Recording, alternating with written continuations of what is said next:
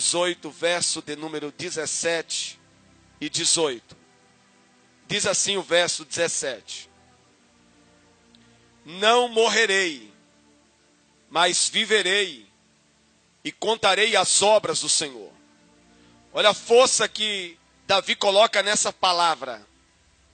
Não morrerei, mas viverei e contarei as obras do Senhor. O Senhor castigou-me muito, mas não me entregou à morte. Salmo 119, versículo de número 67. Salmo 119, verso 67 diz assim: Antes de ser afligido, andava errado, mas agora guardo a tua palavra. Verso 71, verso de número 71. Foi-me bom ter sido afligido, para que aprendesse os teus estatutos. Vamos encerrar no Salmo 142, verso de número 7, para a glória de Deus. O Salmo 142, verso 7, é uma oração que saiu de dentro da alma de Davi. E ele diz assim: Tira a minha alma da prisão, para que louve o teu nome. Os justos me rodearão, pois me fizeste bem.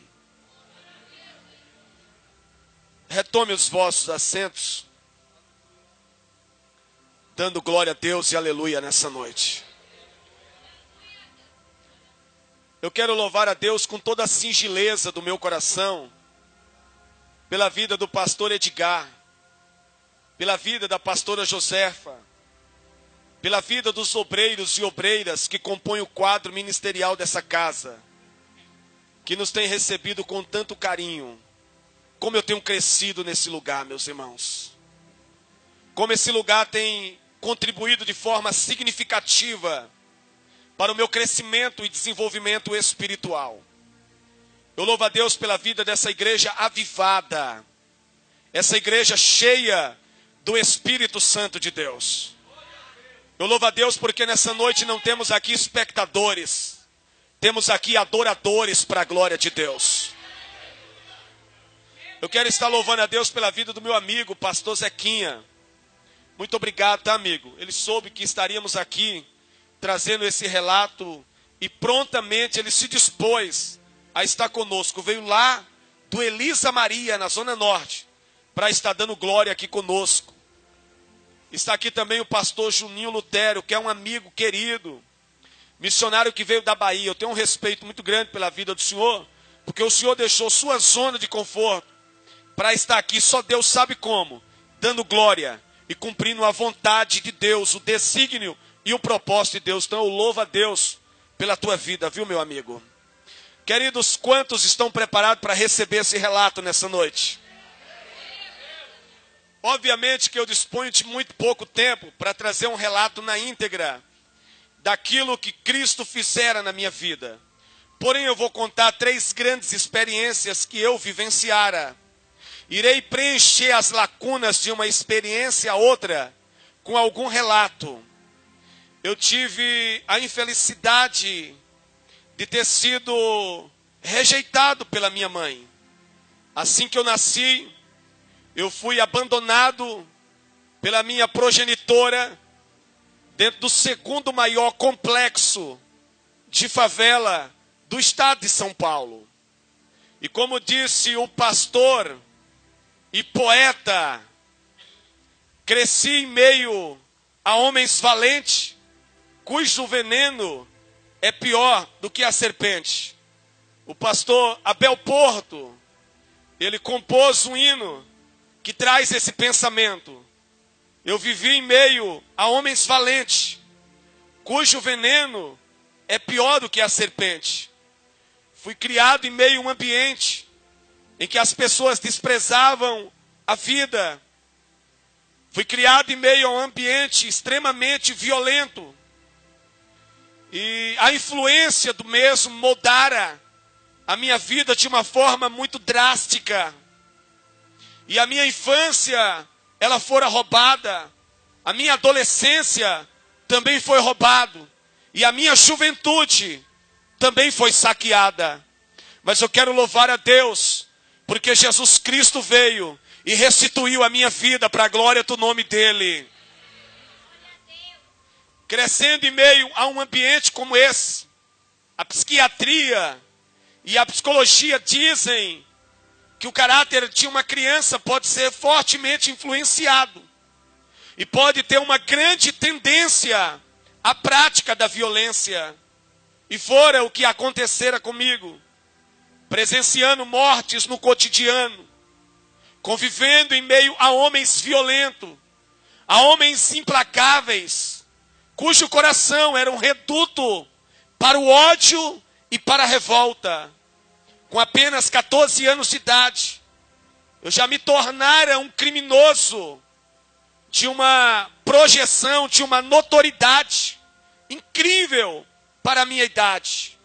Com apenas 14 anos, eu já estava entregue ao submundo do crime. Já tinha me rendido à sedução do submundo do crime. Que esse relato possa alcançar o coração dos jovens desta nação, que são facilmente seduzidos pelo falso poder que o submundo do crime projeta na vida dos jovens. Quando eu digo falso poder, porque ele é falso, é mentiroso e é enganoso. O verdadeiro poder é o poder de Jesus Cristo de Nazaré. Quando Jesus estava diante de Pilato, Pilato questionara o silêncio de Jesus dizendo: tu não respondes a mim que tenho o poder de te crucificar e o poder de não te crucificar. Jesus olhou firmemente para Pilatos e disse: Pilatos, poder nenhum terias contra mim, se do alto não lhe fosse dado. Tu está entendendo que o poder não vem do crime, o poder não vem das facções criminosas, o poder não vem do inferno, o poder vem do céu nessa noite. Poder nenhum terias contra mim, se do alto não lhe fosse dado. E se eu quisesse, eu rogaria ao meu Pai, e Ele enviaria 12 legiões de anjos, e me livraria das tuas mãos, me livraria dessa hora. Mas para essa hora, eu vim. Jesus compreendia perfeitamente a vontade de Deus, os desígnios de Deus para a sua vida. Com 14 anos de idade, a vida praticamente destruída, seduzido por esse falso poder proporcionado pelo submundo do crime, envolvido com um nível avançado da magia negra. Eu tinha uma intimidade tão grande com os espíritos caídos, meus irmãos, com os anjos destituídos do seu potentado, que eu falava com eles cara a cara, eu falava com eles assim, face a face. A manifestação não precisava que eles estivessem tomado posse de um cavalo para falar comigo, não. Eu andava naquelas vielas de madrugada e eu via aquela sombra preta do meu lado dizendo: entra à direita, entra à esquerda, vai para lá, vem para cá. Ou seja, uma vida completamente envolvida com a magia negra, uma vida completamente envolvida, entregue ao submundo do crime. E eu não entendia que o que me guardava não era aquela sombra preta. O que me guardava não era as inúmeras guias que eu carregava no pescoço. O que me guardava era o Deus Todo-Poderoso, que desde o ventre da minha mãe me escolhera para um grande propósito na terra. E eu cego, enganado, seduzido pelo príncipe das trevas, achava em minha ignorância que as guias que estavam no meu pescoço, as guias de ouro, as guias de prata, as guias de madeira, as guias sintéticas, que protegiam e guardavam a minha vida de ser alvejado por tiro, de sofrer atentado de arma branca, Mas o que eu não sabia é que a mão do Todo-Poderoso estava sobre a minha cabeça. Porque antes de eu ser formado no ventre da minha mãe, Deus já havia me escolhido para um propósito especial na terra. Eu vim aqui nessa noite para dizer que o teu foi escolhido por Deus. Eu vim aqui nessa noite para dizer que teu filho não vai morrer, tua filha não vai morrer, porque Deus escolheu ela desde o teu ventre. Mas até então, enganado, seduzido ia eu. Eu lembro que numa ocasião, era a ocasião em que o crack estava estourando no estado de São Paulo. Final da década de 80 e meados da década de 90. O crack era novidade no estado de São Paulo. E eu lembro que 2 meninos haviam desviado uma quantidade muito grande.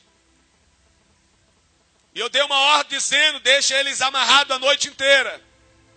Porque pela manhã eu irei executar os 2.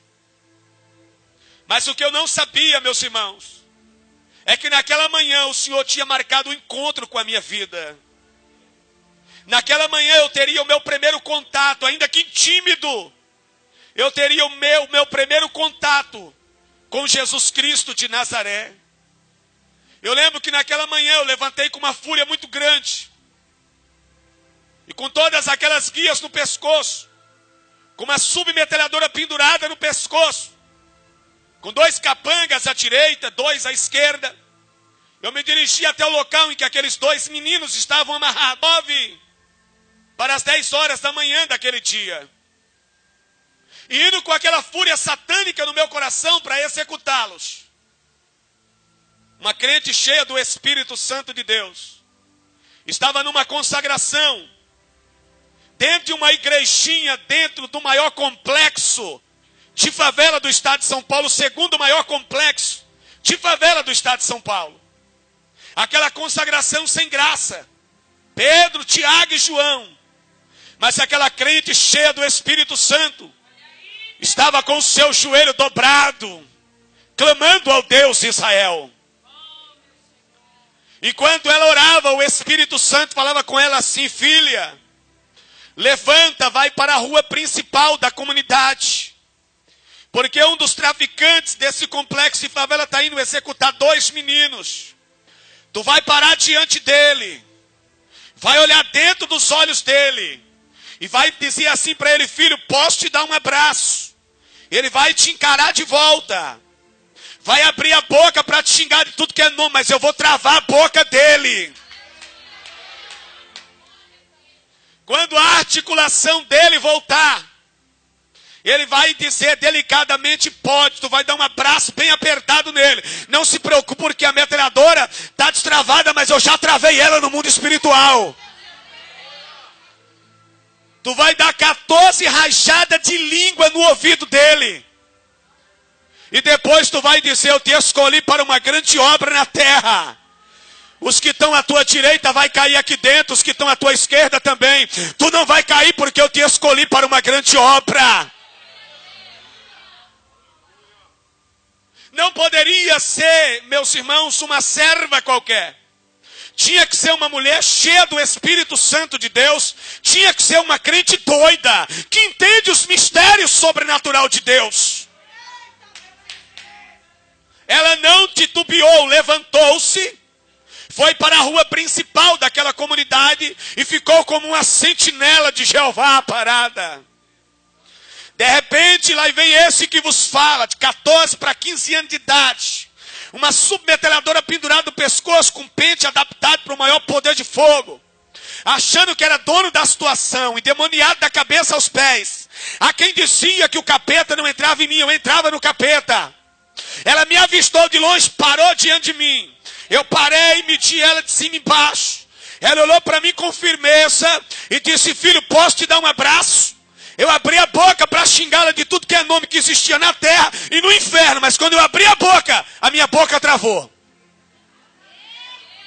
Alá, bremon, derabiastu e derebiacanto.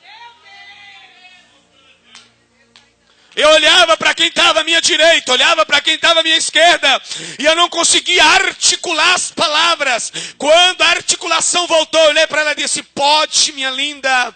Ela é aquelas irmãs fofinhas, tá, irmão? Porque é um pecado dizer que a bichinha era gorda. Ela era fofinha. Ela veio e me puxou, eu franzino, me deu um abraço apertado e soltou a primeira rajada. Quando ela deu a primeira rajada, quebrou a primeira guia, estava no meu pescoço. Ela deu a segunda rajada, quebrou a segunda guia. Ela deu a terceira rajada, quebrou a terceira guia. Ela deu a quarta rajada, quebrou a quarta guia. Ela deu a quinta rajada, quebrou a quinta guia. Ela deu a sexta rajada, quebrou a sexta guia. Ela deu a sétima rajada, quebrou a sétima guia. Ela deu a oitava rajada, quebrou a oitava guia. Ela deu a nona rajada, quebrou a nona guia. Ela deu a décima rajada, quebrou a décima guia. Ela deu a décima primeira rajada, quebrou a décima primeira guia. Ela deu a décima segunda, a décima terceira. Na décima quarta guia, na décima quarta rajada, quebrou a décima quarta guia.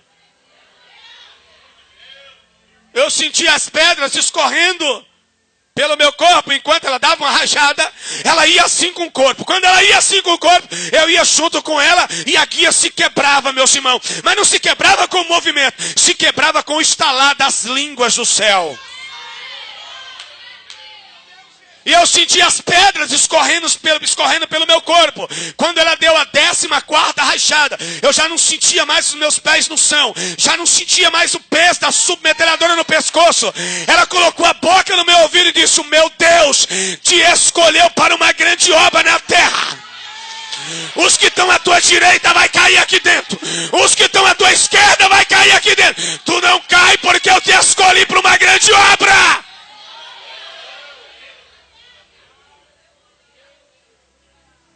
Você está entendendo que quando ele escolhe, está escolhido? Quando ele escolhe, está escolhido. Quando Jeová escolhe, PCC não mata, a rota não mata, o BOP não mata, a tropa de choque não mata. Quando ele escolhe, Satanás não mata.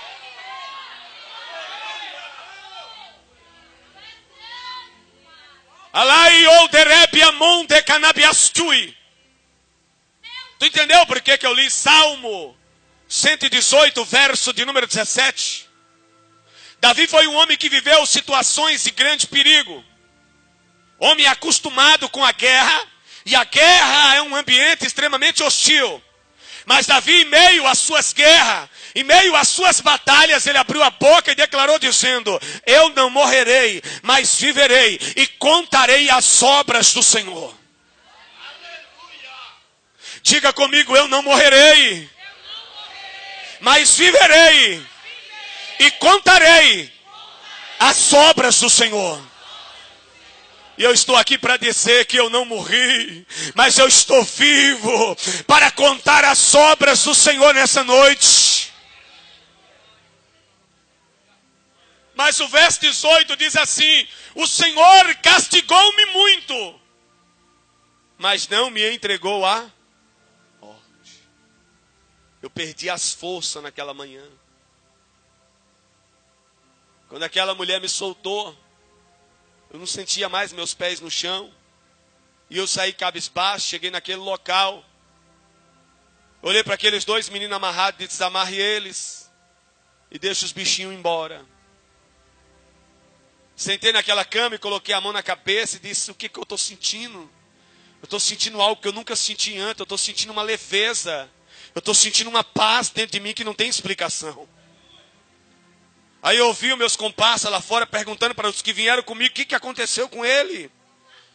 Ele não nos permitiu executar os meninos, para executá-los pela manhã, para fazer. O que aconteceu? Eu não sei. Sei que nós estávamos vindo para cá, uma crente doida parou ele, falou umas línguas lá estranhas, berrou um negócio no ouvido dele, e ele veio para cá desse jeito. Eles não entendiam, mas naquele dia, Jesus desceu e falou comigo.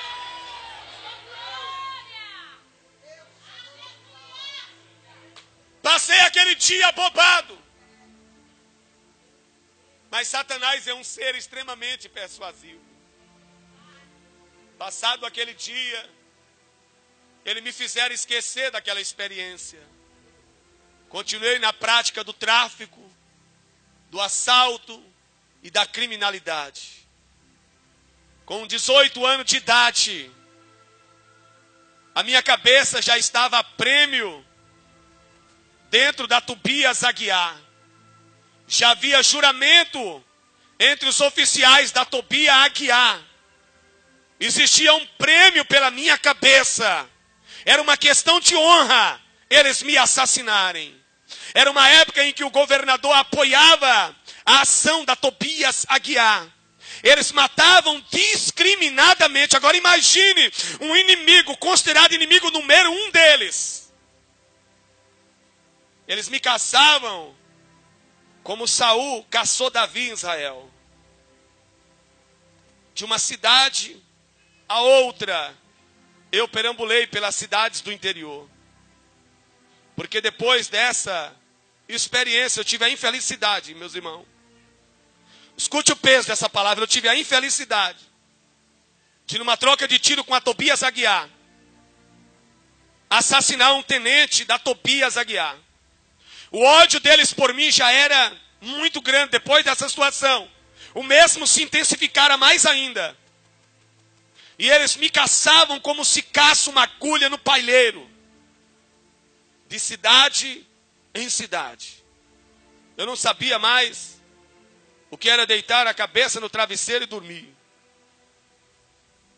Porque a qualquer momento a casa poderia ser cercada. E a minha vida seria tirada. De cidade em cidade. Quantas artimanhas. Durante esse período eu ganhei até na Mega Sena. Eles vieram em casa, me enviaram pessoas em casa dizendo: teu filho ganhou na Mega Sena, ele precisa aparecer para receber o prêmio. Mas tudo armação.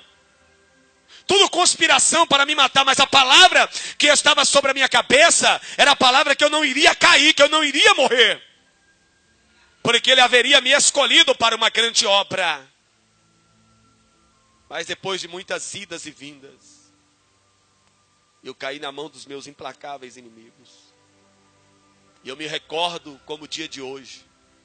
Eles fizeram uma meia-lua em volta de mim, pastora Josefa. Eu encostado naquele grande muro da comunidade. Eles fizeram uma meia-lua em volta de mim. E o tenente da polícia militar e o tenente da Tobia Aguiar discutindo tranquilamente na minha frente. A qual deles cabia o direito da minha execução. O tenente da polícia militar apresentava suas razões, dizendo: ele matou soldado, ele feriu soldado em ação, e nós iremos executá-lo. O tenente da Tobias Aguiar dizendo: ele é o único criminoso vivo no estado de São Paulo que teve a infelicidade de matar um oficial da Tobias Aguiar. Nós iremos executá-lo. E eu ali assistindo o debate deles. Por fim, Tobias Aguiar ganhou o debate. O tenente veio na minha direção e disse: o senhor não vai tomar um tapa.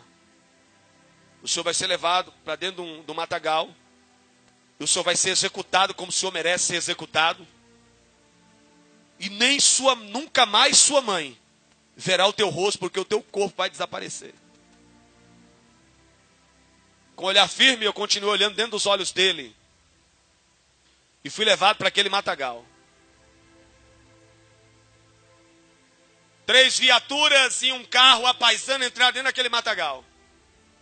Me tiraram de dentro.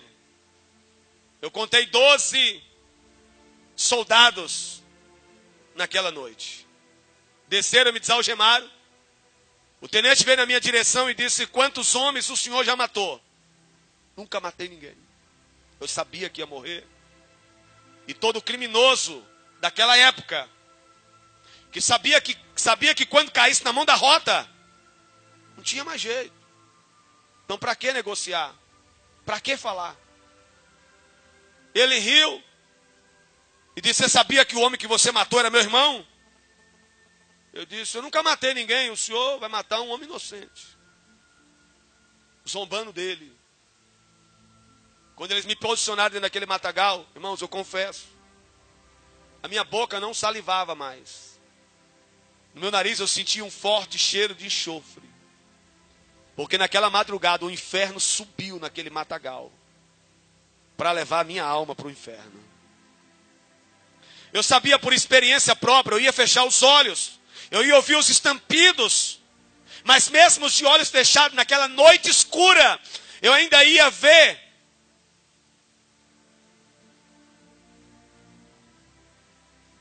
o raiar, ou por que não dizer, as faíscas das armas sendo disparadas na minha direção, a experiência própria. Eu fechei os olhos. E veio um soldado até a mim e disse: eu não vou atirar na cabeça, não vou atirar na sua cabeça. Eu vou atirar nos seus pés.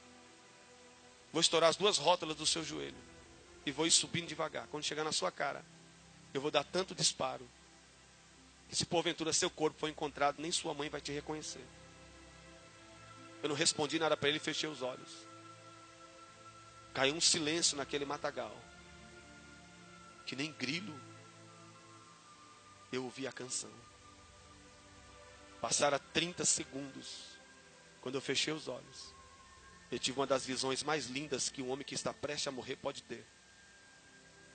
Eu vi aquela crente doida na minha frente, profetizando e dizendo: os que estão à tua direita vão cair, vão morrer aqui dentro.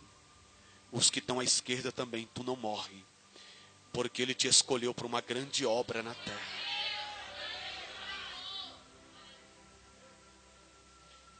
Eu confesso que eu não queria abrir os olhos.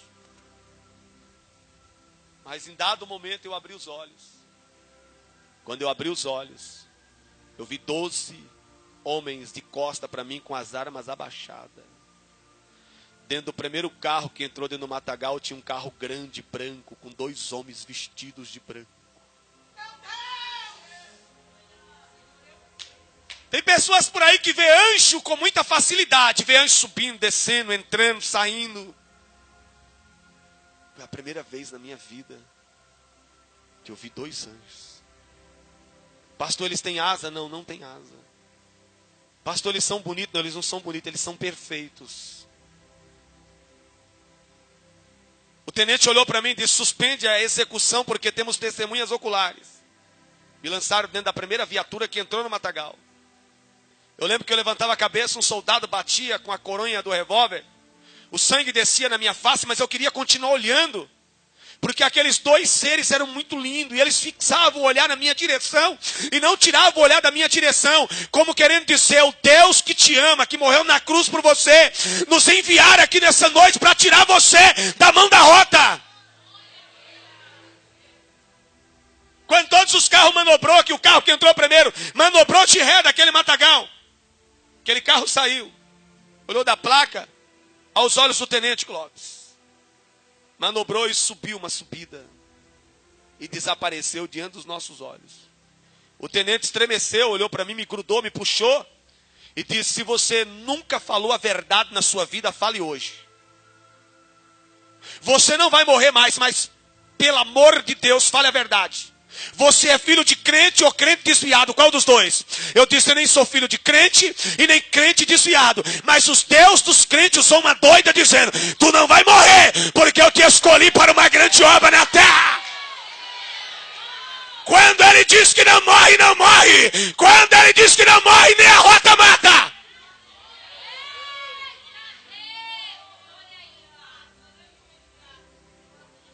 Anavassou rebremundo iderás.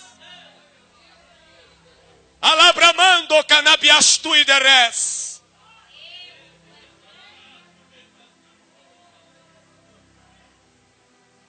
Ele deu uma ordem, pastor Juninho Lutero, dizendo: conduza o humilhante até o 56 DP, no bairro de Vila Alpina, de frente ao crematório da Vila Alpina, que eu moro atualmente atrás do 56 DP, aonde eu estava jurado de morte. Hoje eles me protegem. Deus faz ou não faz? Quando aquele soldado seguiu com aquela viatura, ele parou e disse: tenente, o que vimos essa madrugada é algo paranormal, não tem explicação científica para isso. Porém, se ele for para a cadeia, nunca mais ele sai da cadeia, não teremos oportunidade de vingar o nosso irmão de farda. Vamos soltá-lo e numa outra oportunidade nós o pegamos e executamos. O tenente estava impactado. Ele olhou para o soldado e disse: prossiga com a ocorrência e humilhante até o 56 DP. Ele parou a segunda vez, fez o mesmo questionamento. Recebeu a mesma ordem. O 56 DP fica numa parte alta. Quando chegou na baixada, ele jogou o carro na calçada e disse: tenente, vamos soltar o moço e matá-lo em outra ocasião. Nunca vi um homem falar com tanta autoridade.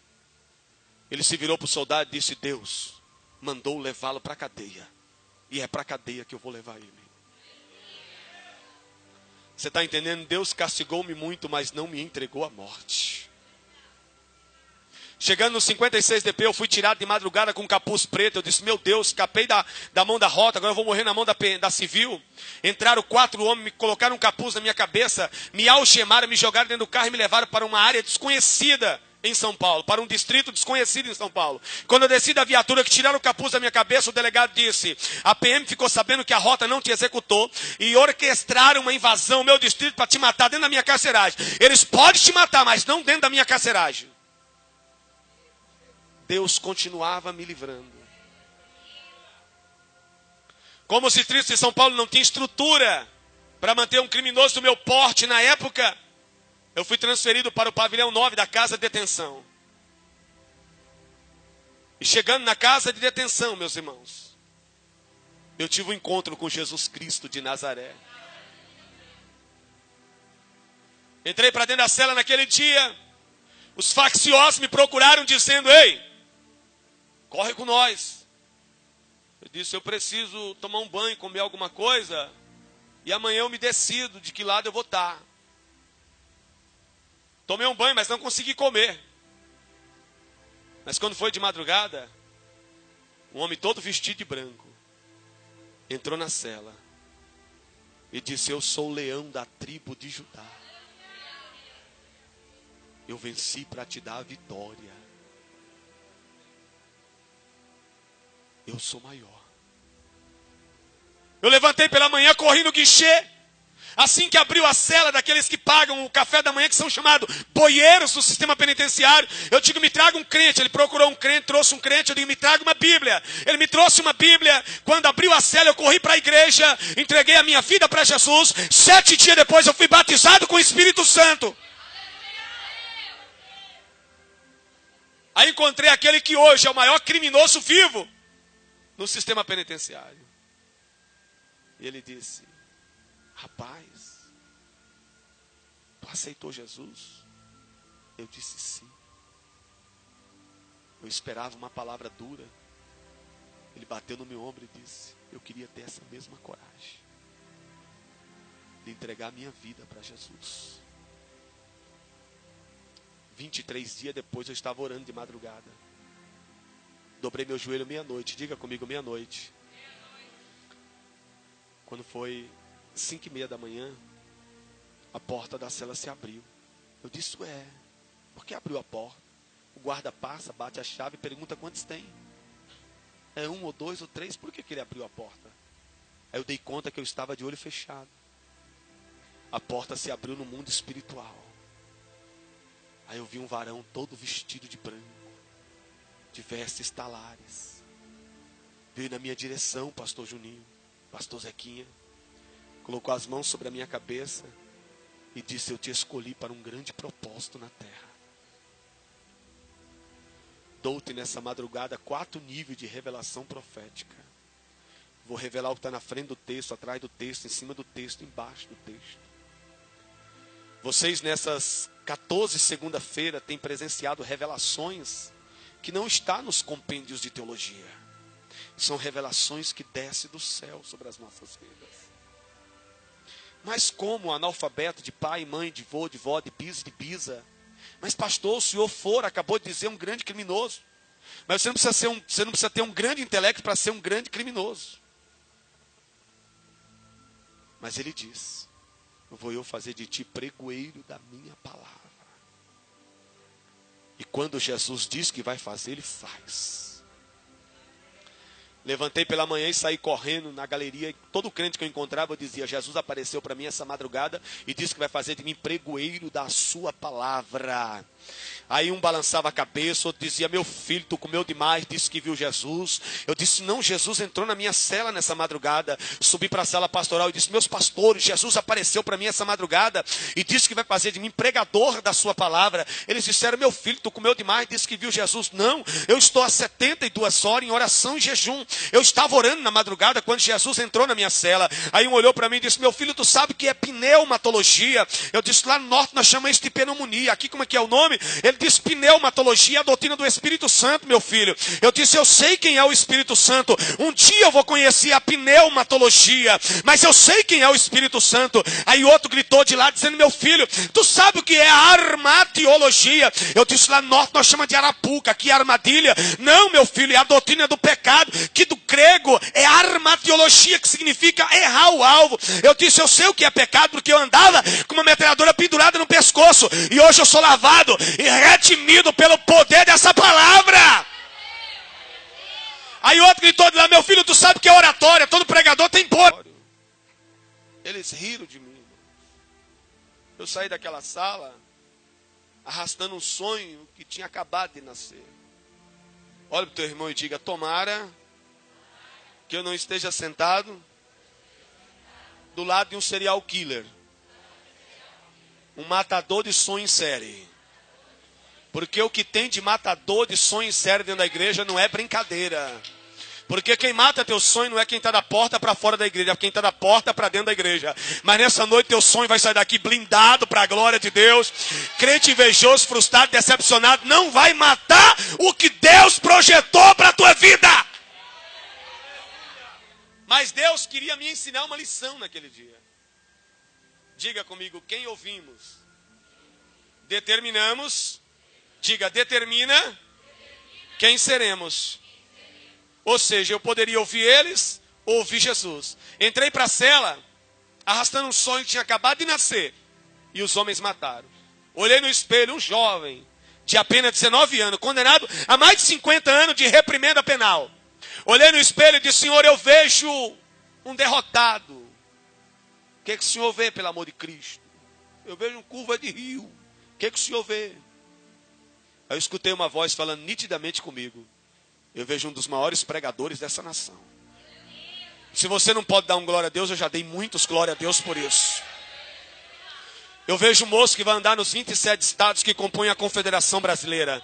Eu vejo um moço entrando num pássaro de aço, indo para as nações da terra, arrastando multidões através do relato que eu tenho gerado na tua vida. Eu vejo um moço ganhando milhares e milhares de almas da terra. Meu sonho, ele não se lhe colocou de pé. Ele deu um sobressalto e se colocou de pé. E nunca mais mataram o meu sonho. Eu aprendi a ler na Bíblia. Li a Bíblia 56 vezes. Fiz o ensino fundamental e médio. Fiz 2 faculdades de teologia. 17 anos depois, eu passo pelos portões de cabeça erguida, dando glória a Deus e aleluia. 3 megas rebeliões eu vivenciei.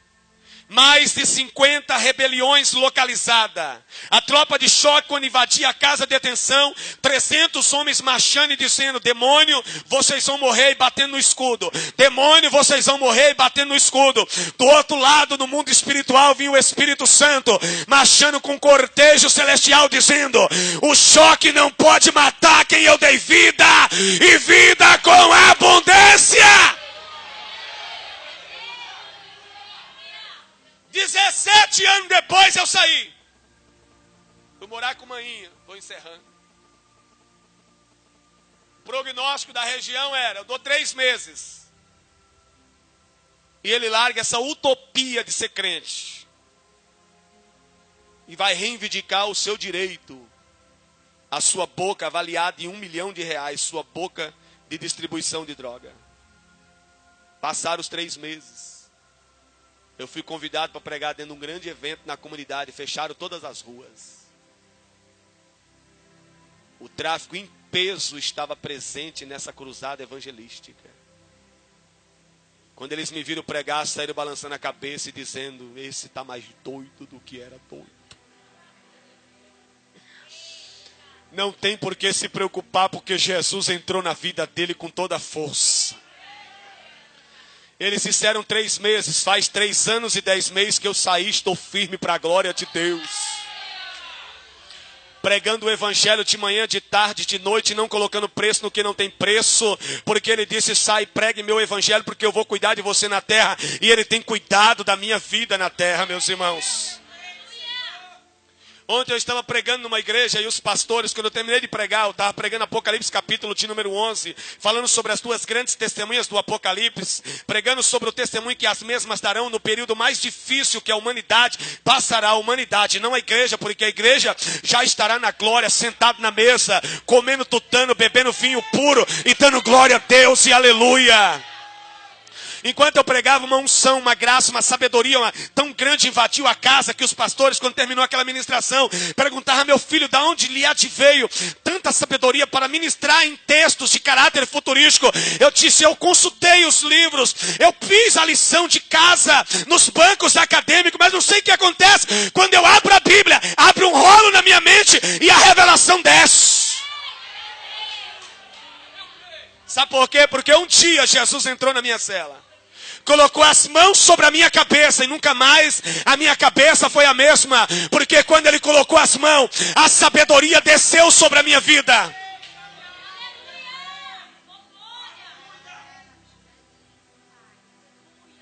O maior milagre não é um paralítico se desprender da sua cadeira de roda. O maior milagre não é o canceroso expelir o seu sangue. O maior milagre está aí do seu lado. Pastor, faz tanto tempo que eu não vejo milagre. Olha do teu lado aí, ó. Olha aí, ó. Vidas transformadas, olha aí, ó. Vidas transformadas, olha. O Brasil jogou hoje, mas o time de adoradores ainda está em campo. Alá, premon, derabi, astui, derebe, amon, decanabi, as terra. Está em campo adorando, está em campo glorificando. Está dizendo: o Brasil não é de Aparecida. O Brasil é de Jesus Cristo de Nazaré. Porque a Copa é do mundo, mas a igreja é do Cordeiro de Deus. Não existe milagre maior do que esse.